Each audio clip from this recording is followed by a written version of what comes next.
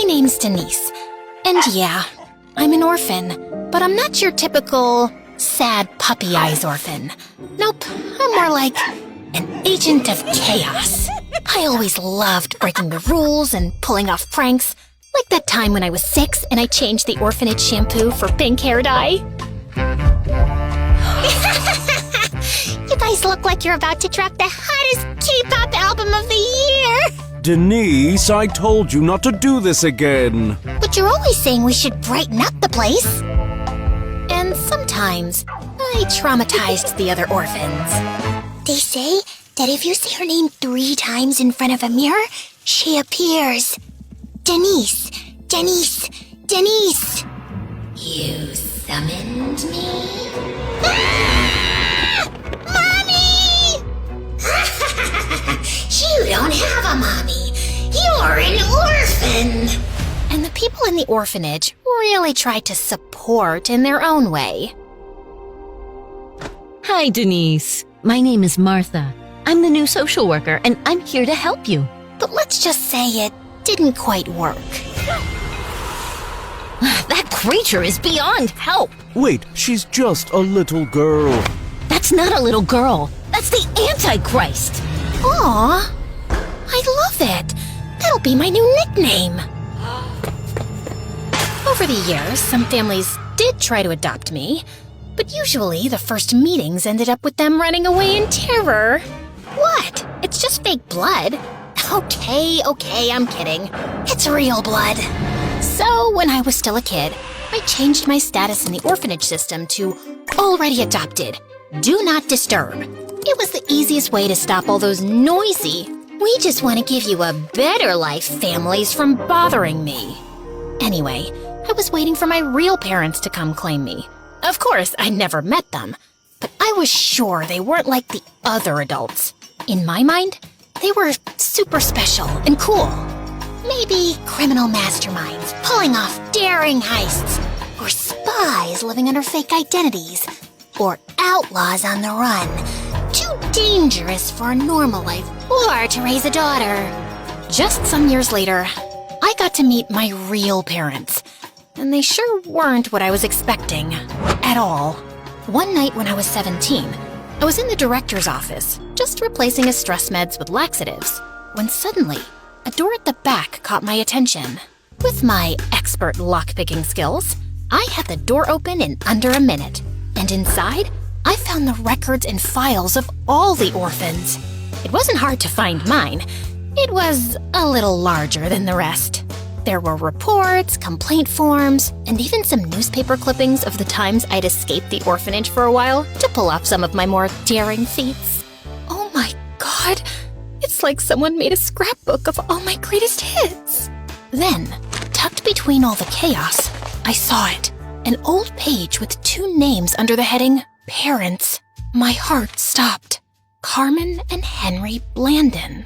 Sure, their names didn't scream criminal masterminds, but they were there, and there was even an address. That same night, I stuffed my file into my backpack and ran away from the orphanage. After a couple of days of hitchhiking and borrowing some strangers' cars, I finally arrived at my parents' address. It was a suburban house with well-cut grass and a family car. It wasn't what I was expecting, but I was ready to know the truth. I was about to approach the door when it suddenly opened, and I finally saw them.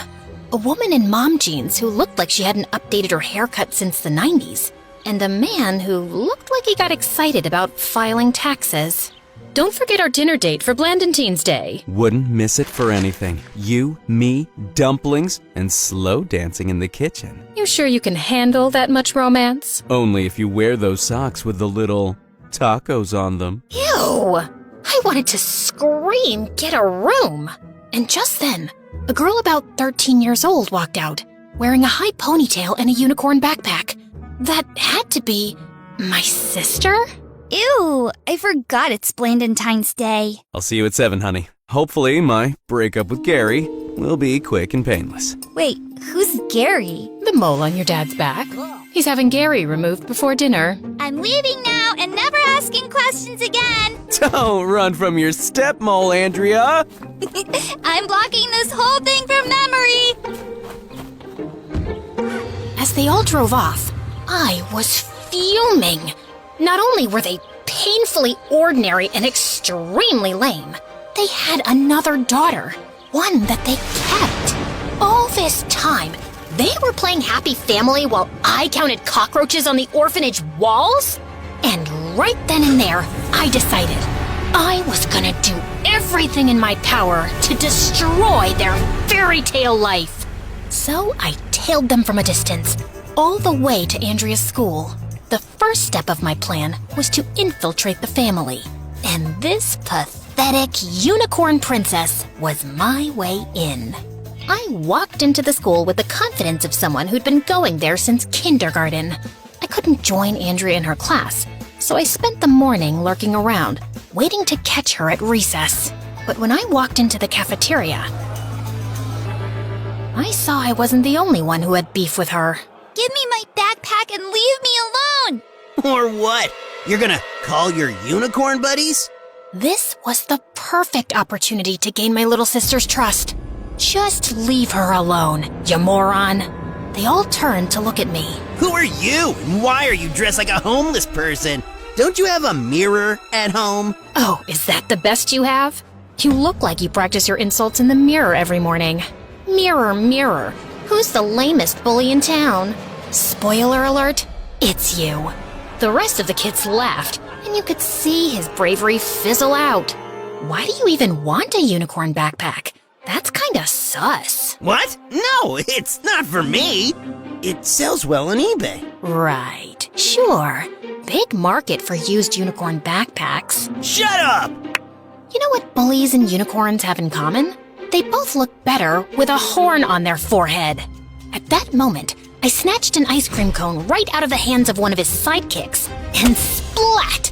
I planted it dead center on his forehead. The crowd erupted with laughter. For a second, he just stood frozen, tears mixing with melted ice cream. Then he ran off. This is not over! Sure, next time I'll bring sprinkles. As the crowd began to scatter, Andrea walked up to me. Thank you so much for saving me. Don't mention it. We good people have to stick together. You're awesome. I'm Andrea. I'm Denuni Shijira. Yep, that's the best I could come up with. Nice to meet you, Denuni Shijira. That same night, Andrea invited me to her house for dinner. She wanted our parents to meet her savior. Couldn't have planned it better. But I'd be lying if I said I wasn't nervous about it. I mean, I was about to officially meet my parents. And of course, I couldn't go dressed like this. So I went on my own transformation scene, just like in the movies. Except instead of a fun shopping montage, I just shoplifted some clothes and cosmetics from Macy's and got ready in the mall bathroom. Ugh, I hate it. I look like a Tier B Disney princess whose biggest dreams are to attend the Eras Tour and marry a dentist. I walked to the door, took a deep breath, and rang the doorbell.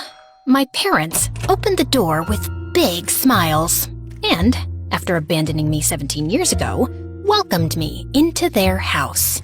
It was a nice place, not too big or fancy, but it felt warm, like a home.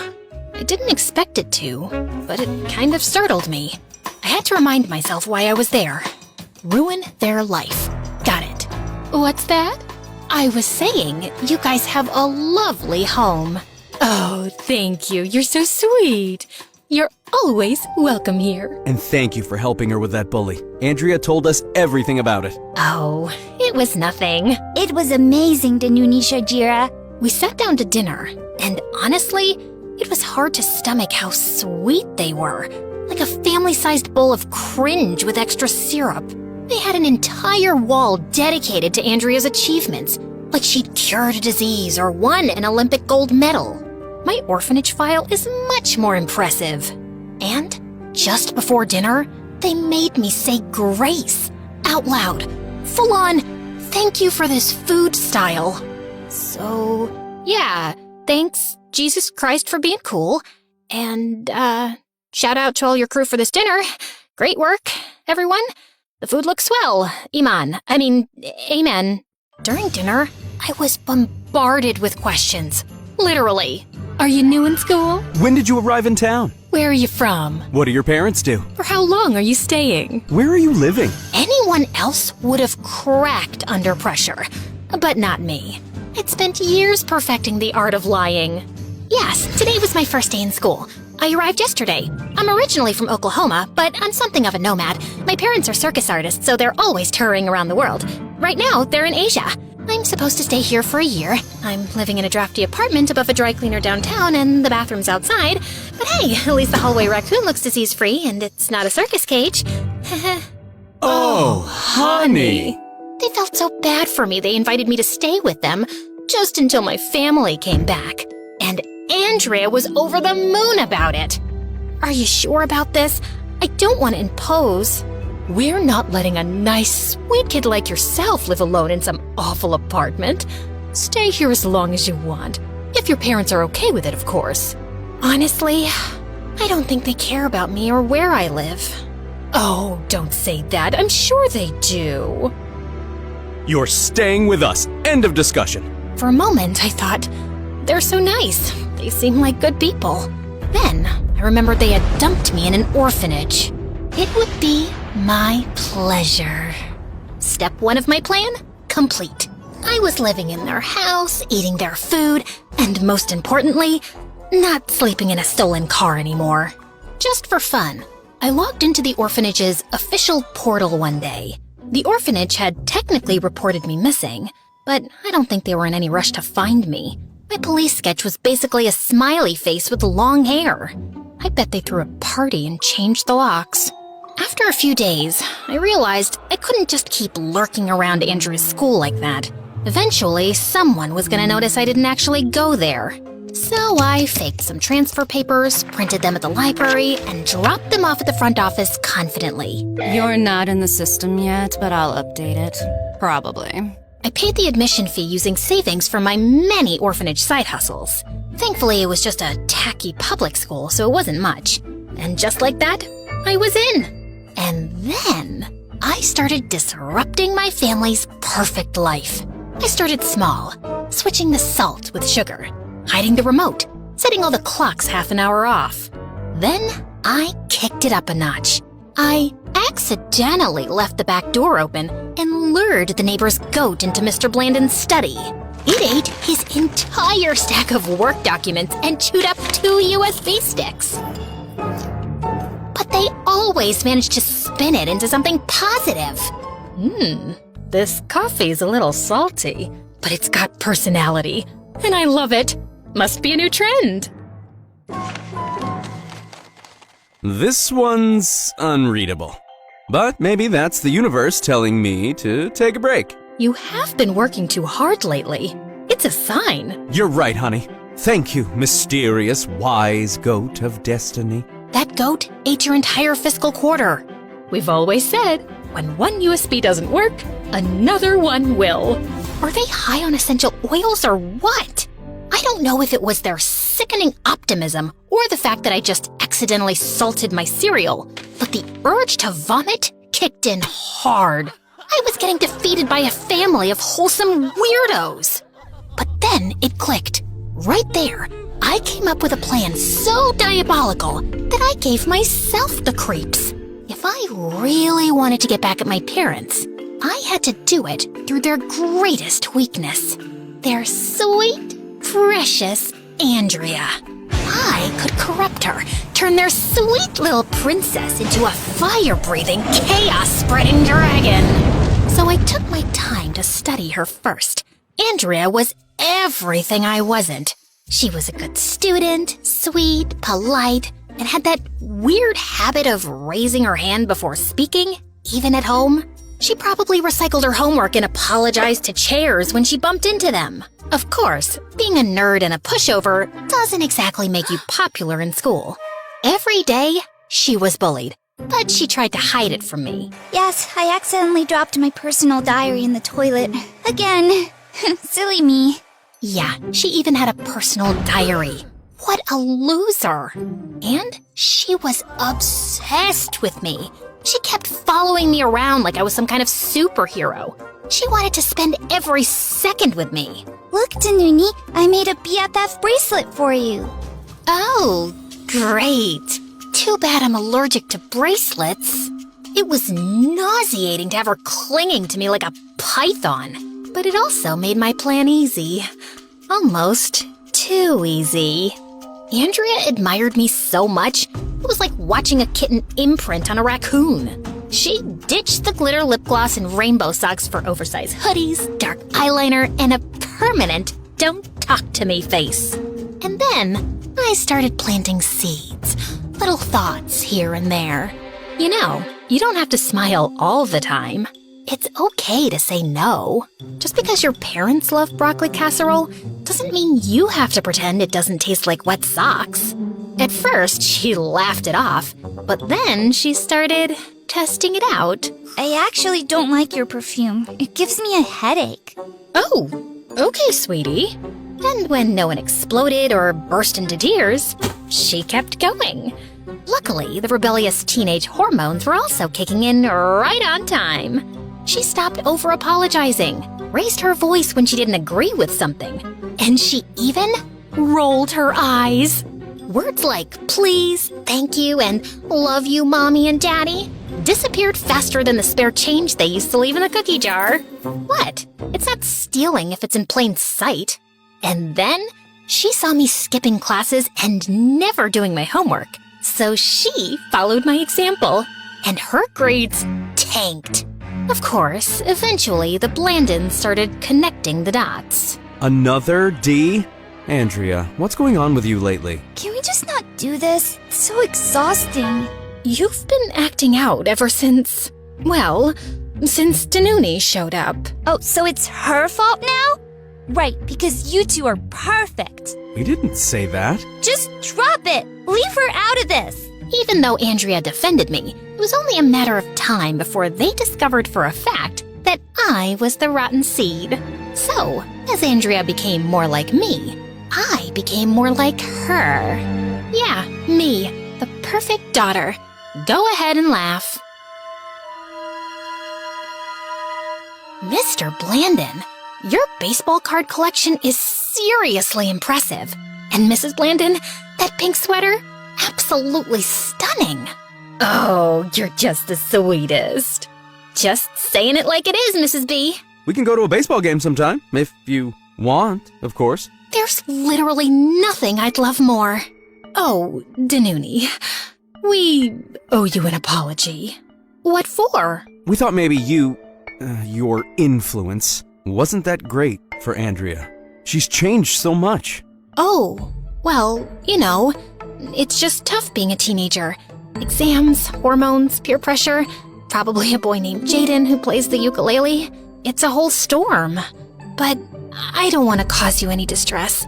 And maybe it would be better for everyone if I went back to my apartment. No, Danuni, it's not your fault.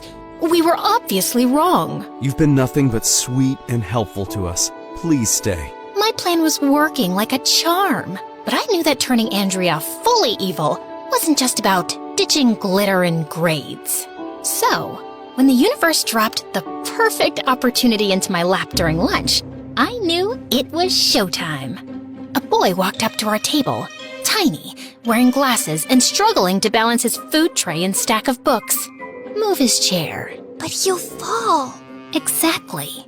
Andrea's conscience was clearly battling with her desire to impress me. The nerd took another wobbly step toward our table. Do it now, or he'll make it. And if he makes it, he sits. Andrea reached over and moved the chair. And the boy landed on the ground with a loud thud, food and books flying everywhere. Suddenly, everyone around started laughing. Except Andrea. She was looking horrified. But then... Didn't think you had it in you to bring down a nerd, Andrea. Respect. And just like that, a tiny, barely there smile cracked through her face. For once, people were not laughing at her, but because of her. She'd tasted chaos, and she liked it. Her villain story arc was complete. The rest was a walk in the park, Her grades kept sinking faster, detention became part of her daily routine, and our parents visited the principal's office so often, they were on a first-name basis. Meanwhile, I kept right on being the worst influence ever. You're definitely old enough to get a skull tattoo. Totally. You should kidnap that girl's dog. Sure, it's only natural for you to scratch the principal's car with your key. He's so annoying. It was only a matter of time before Andrea got suspended. I'd never seen the Blandons so angry and disappointed. And so clueless. Andrea, all we want is for you to talk to us. We want to understand you, to be there for you. You want to help me? Then leave me alone! I hate you two! They didn't even have the strength to scream or scold her. They were utterly defeated. And I was so delightfully sweet, they never suspected I was the one behind all this. My parents' fairy tale life was crumbling, and it was time for the final flourish. They don't get you. They never will. Sooner or later, they'll give up and send you away to some boarding school with plaid skirts and discipline drills. A little harsh? Maybe, but it worked. They've always seen me as this perfect little doll. I've always followed the rules and done the right things, and it never got me anywhere. But you don't care what anyone thinks. You don't beg to be liked. I want to know what that feels like. I want to know what made you like this. Maybe if I lived like you did, I'll finally stop feeling so weak. You want to be me? Start by making better life choices. Like what? Liking and subscribing to MSA, obviously. Already did. Good. There's hope for you yet. Okay, I wasn't used to people trying to relate to me. I didn't know why she wanted to understand me so badly. But there was rebellion in her eyes, and I knew she was ready to deliver the final blow. Then, just do what I would do. Blow it up. The next day, Mr. Blandon took Andrea to his office, thinking it would be a chance to bond, which was stupid considering she'd been acting like the spawn of Satan. First, she sent everyone running out of the office by accidentally setting off the fire alarms. Then she found the office smart speaker controls and hijacked them during an all-hands meeting. Baby Shark blared over the system for half an hour before someone figured out how to shut it off. But later that day, Andrea wandered into the break room, and as luck would have it, she overheard the CEO in full meltdown mode on a call, yelling about cutting staff like fat from a steak. Naturally, she recorded the whole thing on her phone, snuck back to her dad's desk when he was in a meeting, and uploaded the video straight to the company's internal Slack channel. Needless to say, Mr. Blandon left work that day with a cardboard box and a security escort. That night, the Blandons sent Andrea to bed without dinner. As they sat in the living room silently, I spied on them from the staircase. What are we going to do now? That job was all that kept us afloat. We're gonna be okay. How? I don't know. I did it. I ruined the lives of my neglectful parents. But it didn't feel like a sweet victory. I really hate to say it, but I actually felt bad for them. Sure, they deserved it, but Andrea didn't. She was a victim, just like me.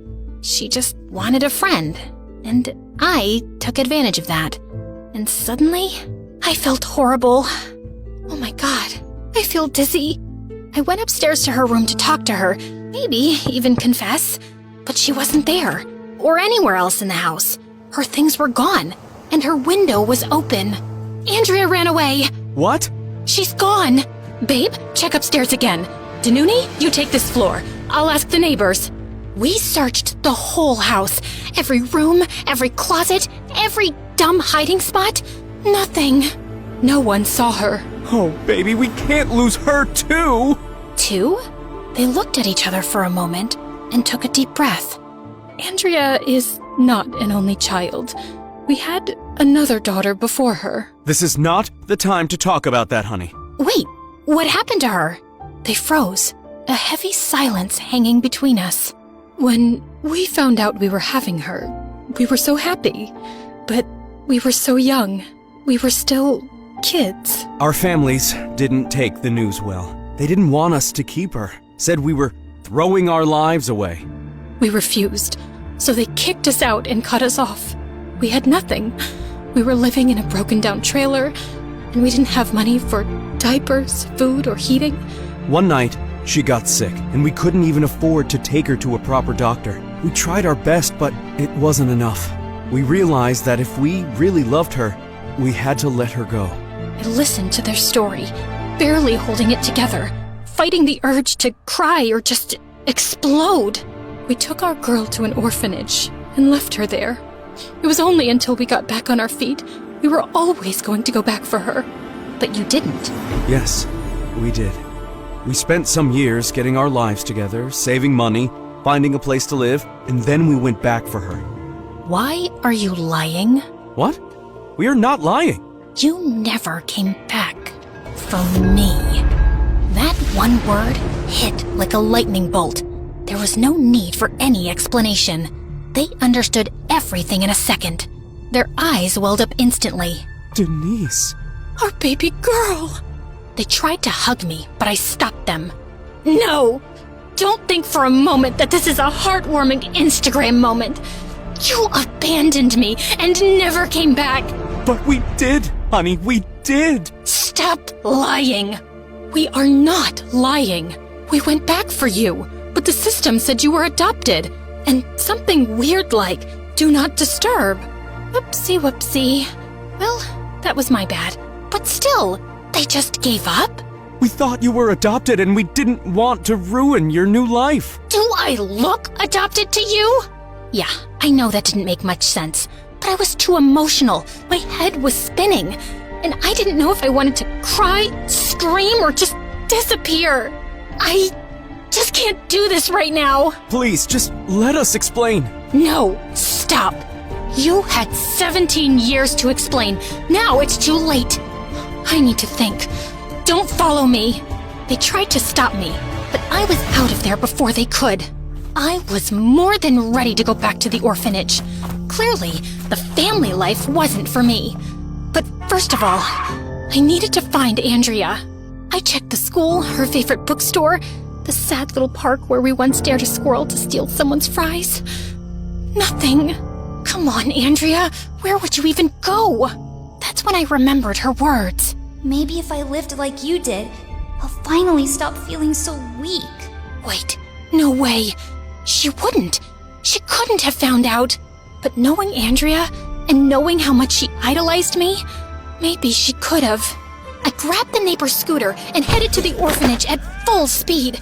And sure enough, I found Andrea trying to check into the 2-star hotel for abandoned kids.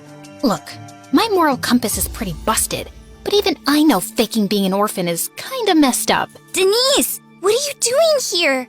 So you also know my real name? I thought our parents never told you of my existence. They didn't. And then she explained everything.